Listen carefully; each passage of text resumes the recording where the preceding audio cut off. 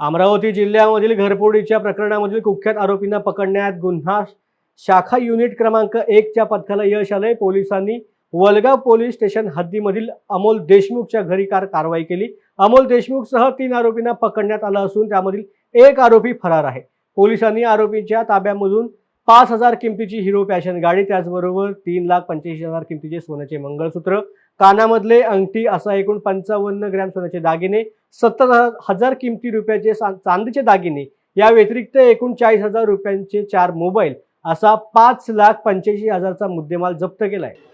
काल मिळालेल्या गोपनीय माहितीवरनं युनिट 1 क्राईम ब्रांच आहे त्यांच्या PIनी आणि कर्मचाऱ्यांनी चांगली कारवाई केलेली आहे।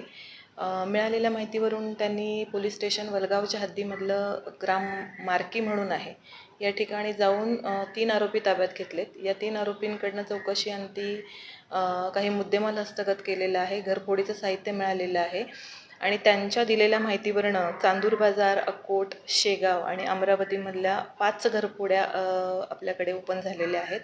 सदर 5 घरफोड्यांमधल्या साधारणतः 5,35,000चा मुद्देमाल आपण जप्त केलेला आहे आणि याच्यामध्ये जे आरोपी आपण ताब्यात घेतलेले आहेत हे सराईत गुन्हेगार आहेत, रेकॉर्डवरचे गुन्हेगार आहेत।